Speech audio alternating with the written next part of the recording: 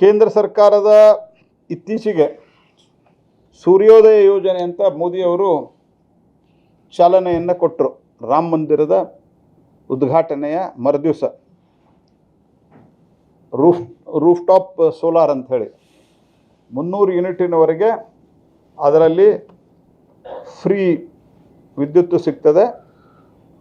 ಅದಕ್ಕಿಂತ ಹೆಚ್ಚಿಂದು ವಿದ್ಯುತ್ ಉತ್ಪಾದನೆ ಆದರೆ ಅದನ್ನು ಮಾರಾಟ ಮಾಡ್ಬೋದು ಅನ್ನುವಂಥ ಒಂದು ಯೋಜನೆಯನ್ನು ಮಾಡಿ ಸಶಕ್ತೀಕರಣದ ಎಂಪವರ್ಮೆಂಟ್ ಸ್ಕೀಮ್ ಮಾಡಿದ್ರು ಜನರಿಗೆ. ಇವರು ಅದನ್ನು ತಮ್ಮದಂತ ಹಾಕೊಂಡಿದ್ದಾರೆ. ನ್ಯಾಷನಲ್ ಹೆಲ್ತ್ ಮಿಷನ್ ಅನುದಾನ ಡಯಾಲಿಸಿಸ್ ಘಟಕ ಯೋಜನೆ ತಮ್ಮದನ್ನು ಜಾಹೀರಾತು ಕೊಡ್ತಾರೆ. ಒಕ್ಕೂಟ ವ್ಯವಸ್ಥೆ ಸಂವಿಧಾನ ಓದಿ ಅಂತನವರು ದೇಶವನ್ನು ಇಬ್ಬಾಗ ಮಾಡುವಂಥ ಹೇಳಿಕೆಯನ್ನು ಕೊಟ್ಟಿದ್ದಾರೆ. ಮೆಟ್ರೋ ಯೋಜನೆ ಇವ್ರ ಕಾಲದಲ್ಲಿ ಐದು ನಗರಗಳಲ್ಲಿ ಮೆಟ್ರೋ ಇತ್ತು. 15 ನಗರಗಳಲ್ಲಿ ಮೆಟ್ರೋ ನಡೀತಾ ಇದೆ. ಭಾರತ ಸರ್ಕಾರ ಫಂಡಿಂಗ್ ಮಾಡ್ತಾ ಇದೆ ಮೆಟ್ರೋ ಯೋಜನೆ. ನಮ್ಮದು ಶಿವಮೊಗ್ಗ ವಿಮಾನ ನಿಲ್ದಾಣ ಪ್ರಧಾನಮಂತ್ರಿಗಳು ಉದ್ಘಾಟನೆ ಮಾಡಿ ನಮ್ಮ ಸರ್ಕಾರ ಇದ್ದ ಕಾಲದಲ್ಲಿಯೇ, ರಾಜ್ಯದಲ್ಲಿ ನಮ್ಮ ಸರ್ಕಾರ ಇದ್ದ ಕಾಲದಲ್ಲಿಯೇ ಯೋಜನೆ ಶುರುವಾಗಿದೆ.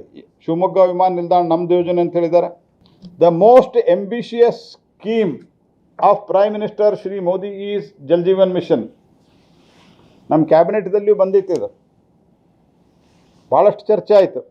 ಮನೆ ಮನೆಗೆ ವಿಶೇಷವಾಗಿ ಕುಡಿಯೋ ನೀರನ್ನು ಕೊಡುವಂಥ ಕೆಲಸ ರಾಜ್ಯ ಸರ್ಕಾರದ್ದು ಮತ್ತು ನಗರ ಪಾಲಿಕೆ ಅಥವಾ ಸ್ಥಳೀಯ ಸಂಸ್ಥೆಗಳದ್ದು. ಸಾಕಷ್ಟು ಚರ್ಚೆ ಆದ ನಂತರ ಪ್ರಧಾನಮಂತ್ರಿ ಮೋದಿಯವರು ಹೇಳಿದರು ಅದಕ್ಕೆ ಎಷ್ಟೇ ದುಡ್ಡು ಖರ್ಚಾಗಲಿ ಈಗ ಕೇವಲ 3 ಕೋಟಿ ಮನೆಗಳಿಗೆ ಸಂಪರ್ಕ ಇದೆ, ಅದನ್ನು ಕನಿಷ್ಠ 15 ಕೋಟಿಗೆ 16 ಕೋಟಿಗೆ ಏರಿಸಬೇಕು ಅಂಥೇಳಿ 3.5 ಲಕ್ಷ ಕೋಟಿ ರೂಪಾಯಿಯನ್ನು ಫಸ್ಟ್ ಇನ್ಸ್ಟಾಲ್ಮೆಂಟ್ದಲ್ಲೇ ಸ್ಯಾಂಕ್ಷನ್ ಮಾಡಿ ರಾಜ್ಯಗಳಿಗೆ ಕೊಟ್ಟು ಶುರುವಾಗಿದೆ.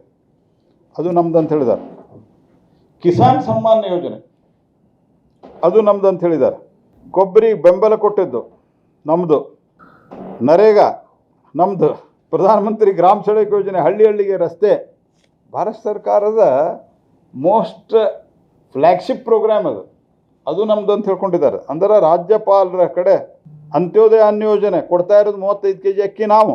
ಹೀಗಾಗಿ ಸಿದ್ದರಾಮಯ್ಯನವರು ಕರ್ನಾಟಕದ ಇವತ್ತೇನು ಡ್ರಾಟ್ ರಿಲೀಫ್ ಫಂಡಿಂದ ಹಿಡಿದುಕೊಂಡು ಅನುದಾನ ಹಂಚಿಕೆಯ ಬಗ್ಗೆ ಏನು ಮಾತನಾಡ್ತಾ ಇದ್ದಾರೆ, ಇದೊಂದು ಸಂಪೂರ್ಣ ಸುಳ್ಳು ಮತ್ತು ಎಲ್ಲವೂ ನನ್ನದೇ ಅಂತ ಹೇಳುವಂಥದ್ದು ಅನ್ನುವಂಥ ಒಂದು ಮಾನಸಿಕತೆಗೆ ಅವರು ಬಂದಿದ್ದಾರೆ.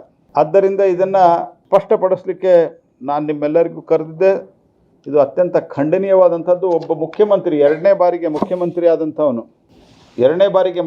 ಆದಂಥವರು ಈ ರೀತಿಯಾದಂಥ ಸುಳ್ಳು ಪ್ರಚಾರ ಮಾಡೋದು ತಮ್ಮ ಕೈಲಿ ಆಗಲಾರದಕ್ಕೆ ಪ್ರಧಾನಮಂತ್ರಿಗಳನ್ನು, ಕೇಂದ್ರ ಸರ್ಕಾರವನ್ನು ನಿಂದಿಸುವಂಥ ಈ ಕ್ರಮವನ್ನು ಭಾರತೀಯ ಜನತಾ ಪಾರ್ಟಿ ಮತ್ತು ನಾವು ಭಾರತ ಸರ್ಕಾರದ ಪರವಾಗಿ ಇದನ್ನು ತೀವ್ರವಾಗಿ ಖಂಡಿಸ್ತೇನೆ.